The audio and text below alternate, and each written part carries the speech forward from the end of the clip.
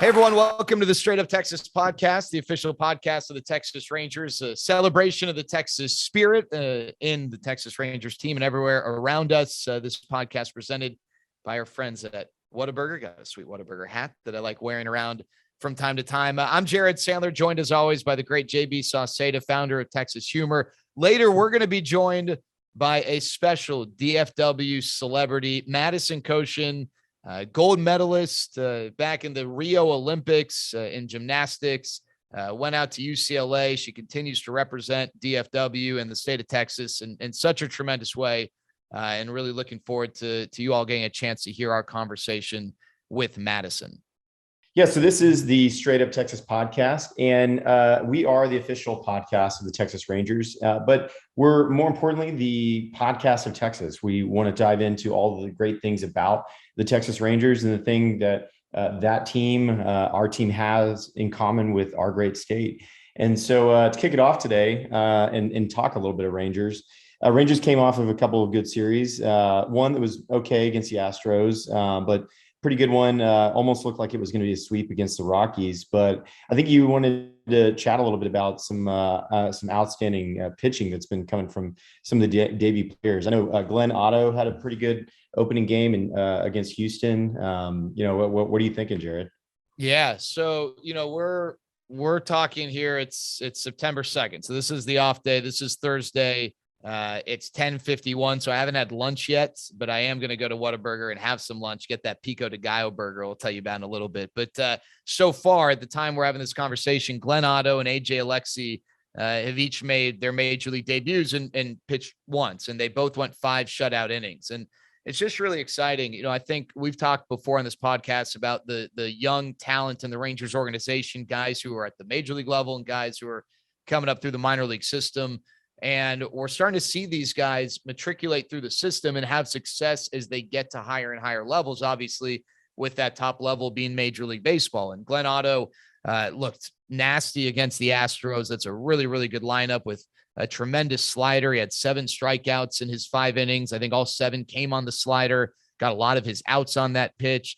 Glenn Otto was acquired by the Rangers in the Joey Gallo deal. So it's never fun, never easy to trade away someone like Joey Gallo, but it does soften the blow a little bit when you start to see some of the success from guys you got in that deal. AJ Alexy was a guy the Rangers acquired back in 2017 in the Yu Darvish trade. A lot of people think about Willie Calhoun, but it was Willie Calhoun and an infielder from the Dodgers, Brendan Davis, and then AJ Alexy. And a lot of people back then were saying, hey, don't sleep on this Alexy guy. He's really young and he's, several years away, but this guy could end up being really, really good. And well, so far, so good. He's had a tremendous year in double and triple A. He's got an ERA under 2. He's come up, made 1 start so far at the major league level and 5 scoreless innings. Looked really good. I think what stands out about both these guys, they just seem prepared for these moments, for these challenges. They don't have that deer in the headlights look. It's their time in the minors, plus just their own mental and internal makeup. They act and feel like they belong. And I think that confidence that means a lot. That helps you go places. And both those guys have pitched well. Does this mean that they're both going to be all-star pitchers throughout the duration of their career? Who knows? It's one start, and don't want to put too much pressure on these guys to live up to that standard. But I think big picture, what it is showing us is that there is a lot of talent coming up through the system. And the Rangers don't need every single one of these guys to hit, right? In the past, it's like, shoot, well, we only have like 3 or 4 arms who, maybe have the potential to really impact the club. So one of them better hit. And the reality is the odds are that for every, I don't know what the exact percentages are, but if you've got 5 quote unquote prospects, probably only one of them, maybe 2 are going to hit and be guys who contribute to your team for several years. Well, when you've got not 4 or 5, but you've got 10, 12, 15, now all of a sudden, if 1 out of every 5 hit, well, that's 3 guys who are going to be big time contributors. And you obviously are shooting for more than just 1 out of 5, but point being, the Rangers have more darts, and we're seeing that. And having guys like Glenn Otto and AJ Alexy come up and have great debut starts, it's really exciting. It's exciting for the fan base. It's exciting for the organization. And it's definitely going to be fun to follow them here the final month of the season. What about Andy Ibáñez? You know, he had a pretty solid August, but he's sitting on the bench right now with looks like a little bit of a hamstring issue. Yeah, so unfortunately he is hurt, but was the Rangers player of the month in August. And here's what's really cool. Andy became the first player in Major League Baseball to do something here in the 2021 season. He had consecutive multi-hit games over the course of a week, 7 straight games with multiple hits. So we always talk about hitting streaks, and hitting streaks are great. Nick Solak, at the time we're having this conversation, has a 10-game hitting streak, but Andy Ibáñez, 7 straight games with multiple hits. That is something that no one else in Major League Baseball has done this year. And what's exciting, he is another one of these guys. He's not as young as a Glenn Otto or an AJ Alexi. Andy's in his late 20s, but this is his rookie year, and he's another guy who could be an impact bat for this team moving forward. He got off to a really slow start, went down, came back up, and he's been really good. He's arguably, unfortunately, getting hurt takes him out of the lineup, obviously, but he's arguably been this team's best offensive contributor since the All-Star break. And even though the Rangers aren't going to get the benefit of that right now as he deals with the hamstring injury, it is something exciting going into the offseason as the Rangers consider their options. But Andy Ibáñez having a great second half of the season. And it's just pretty cool. This is a team that obviously has had its struggles, but no one else in Major League Baseball, not Fernando Tatis, not Vladimir Guerrero, Shohei Ohtani, Mike Trout, Aaron Judge, none of these guys, none of these tremendous players have put together a stretch of 7 straight games with multiple hits. And Andy came just short of the franchise record, which was Rusty Greer's mark in 2000. Rusty had 9 straight games with multiple hits. That's a pretty incredible mark. The Major League record all time, 13. So Andy just barely over halfway there. Who was that? Rogers Hornsby had a streak of 13 straight games with multiple hits. That's quite incredible. How many straight games have you had with multiple hits? Man, back in the day, probably 1 and then none. And then I just restarted at 1. And it's like that you're playing video games, you're trying to get to that next level. But if you lose, you go all the way back to the beginning. I was constantly going back to the beginning when I was playing baseball and whatever streaks I was trying to have. Yeah, like those 0 days since workplace accident signs. Yeah, exactly. To 0. Fair enough. Cool. Well, you ready to jump into this interview with Madison?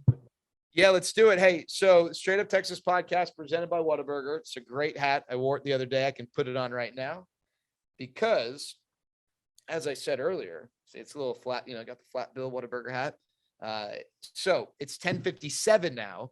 And lunch is next for me. So we got our chat with Madison. Then it's time for lunch. And I'm going to go get that Pico de Gallo burger. First of all, I love Pico de Gallo. I didn't know I liked Pico de Gallo until I was like 21. It was really weird, but I tried it once on fajitas and I was like, this is awesome. Well, how about in burger form? The Pico de Gallo burger at Whataburger, it's awesome. We've talked to you about the shakes, the Dr. Pepper shake, the peaches and cream shake. That stuff's amazing. But how about the entree, right? You need to fill yourself up. You got the Pico de Gallo burger. You can also have it in chicken form, Pico de Gallo chicken sandwich, but head on over to Whataburger. Remember, this is only available for a limited time. This is a Texas staple. Pico de Gallo, I think of Texas, I think of Pico de Gallo. That's why it's such a perfect fit for the Straight Up Texas podcast.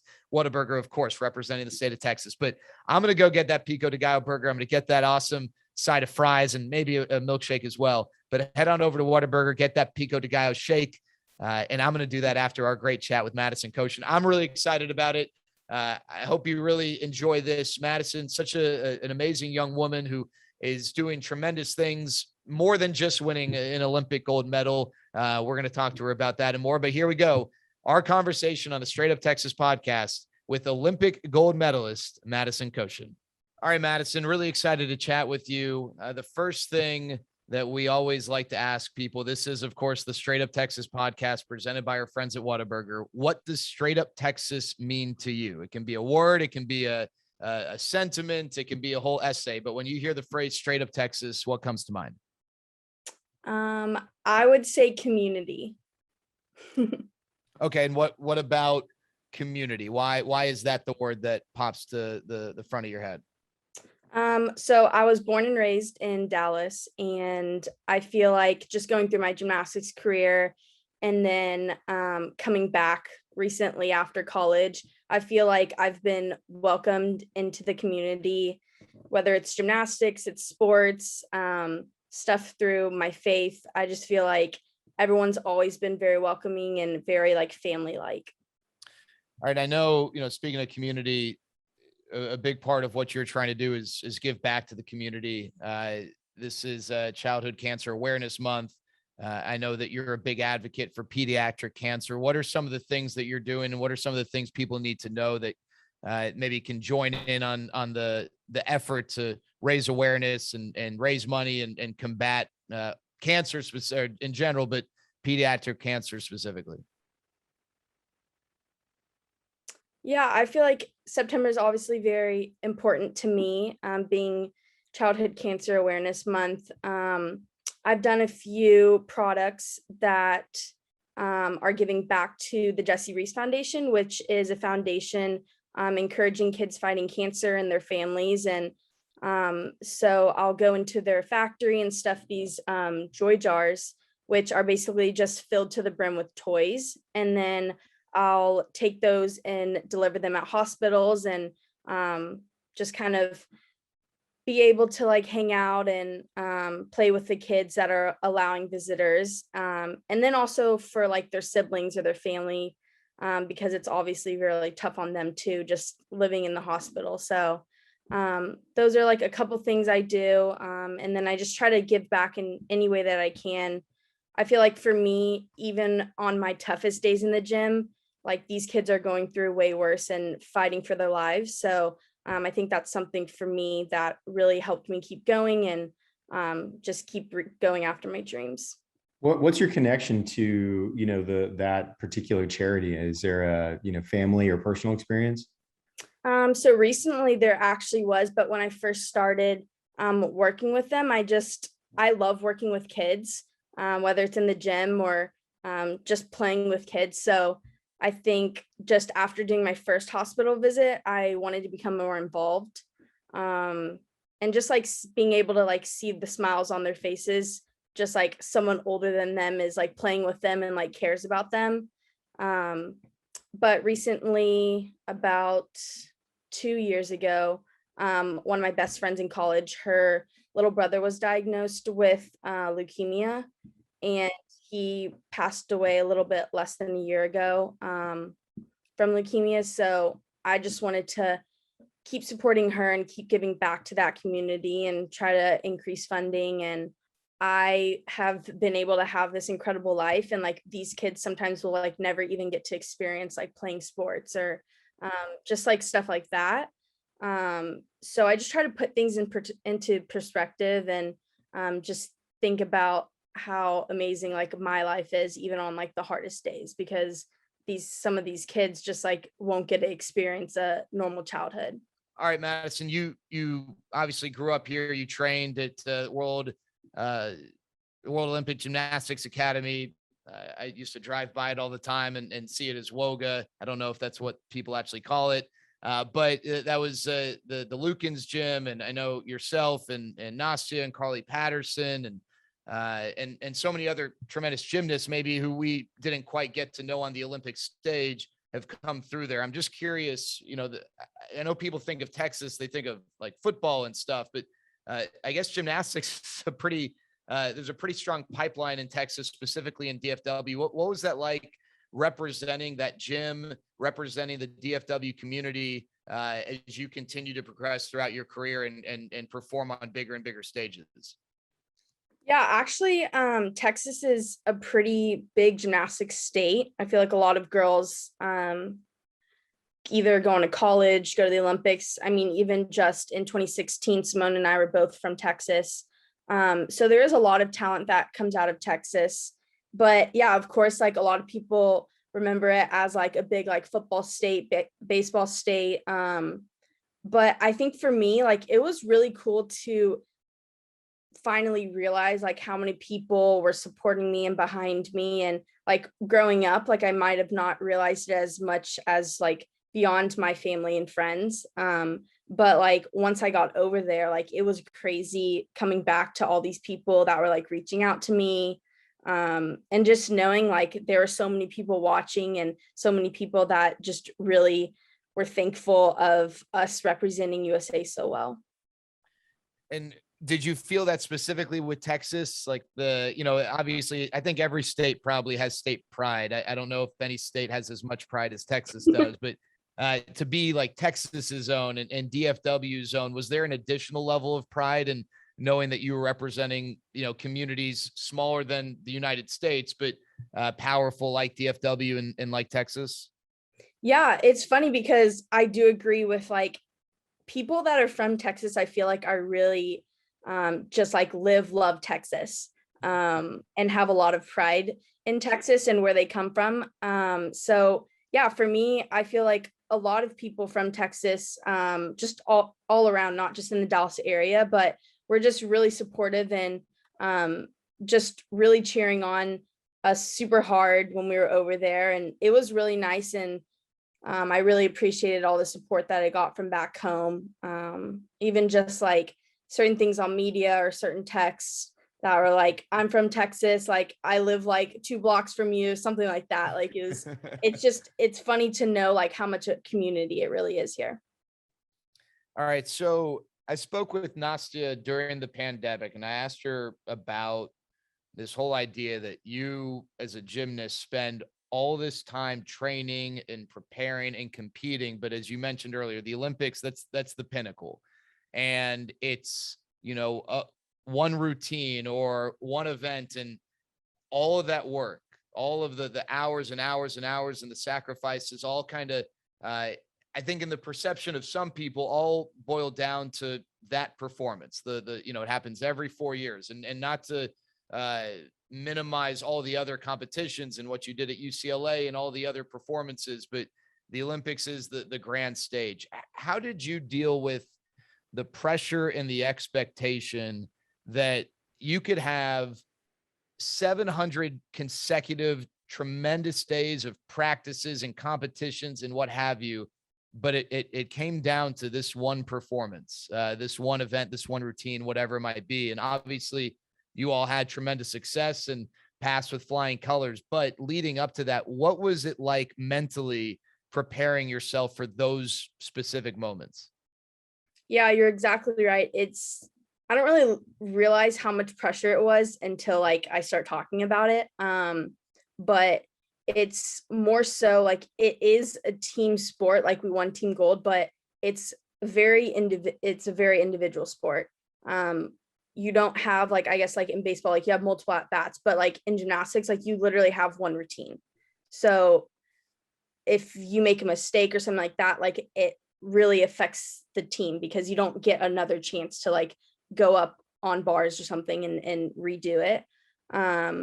So I think like one thing that helped me, besides like all of the repetitions and just like really doing my routine so many times that it was just muscle memory. I worked with a sports psychologist and he helped me like a lot. Just like trying to work on my mental game and really put myself back in my like home gym, like as if I was training, and just see myself doing what I wanted to do and doing my best routine and going out there and just like trusting and relying on my training that I had done millions of times before that. Talk to us a little bit about what those training days look like for you. I mean, what all goes into we see it on TV, right? Like the fun performance side of gymnastics, but what does training for that look like? Yeah, obviously, like a lot of people see the Olympics. Obviously, that's the pinnacle of the sport. But I mean, growing up, I started gymnastics when I was 5, and of course, every kid, like wants to go to wants to go to the Olympics, wants to get a college scholarship, just stuff like that. And I'm sure I was like that as a kid too. But I just really loved being in the gym, being with my friends. I was a competitive kid playing multiple sports until I decided just to go the gymnastics route. But you don't really realize when you're that young, like what it takes behind the scenes to like get to the top.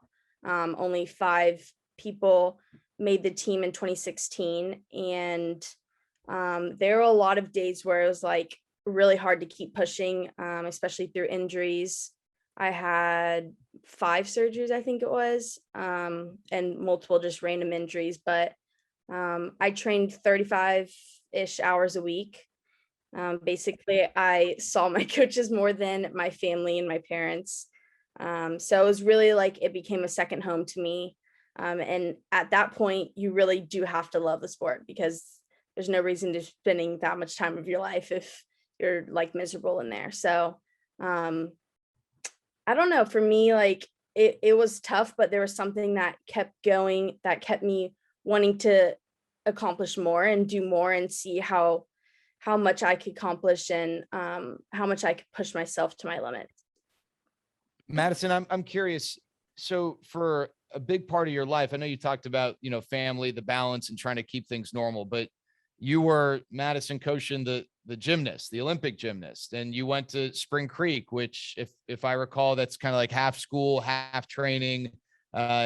Being a gymnast was such a big part of your identity. And then you retired a little over a year ago.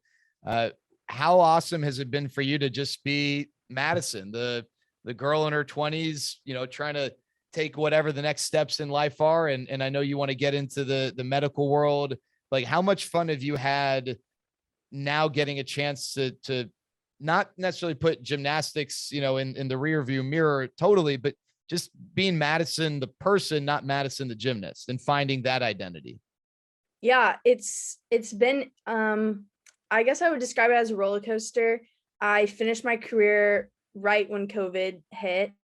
That was my senior season at UCLA. So we didn't really get to finish season. Didn't really have graduation either, but I feel like getting over that hump, like it was a lot to process at first, just literally like not only the whole world shutting down, but just like completely losing that side of my identity being a gymnast. But now, like after like a year had passed, I feel like it's honestly, I just have so much more free time, just like doing what I want, just like really exploring different options.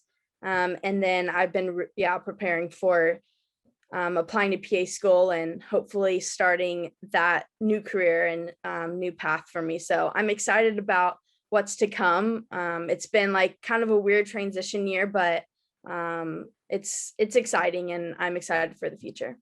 Yeah, I was going to ask about that. Like, I mean, what is that is there a sense of relief that comes with, the career being over, in finding the new opportunity or getting the break? Or is it something that you just kind of yearn for, that kind of like energy level and that competition?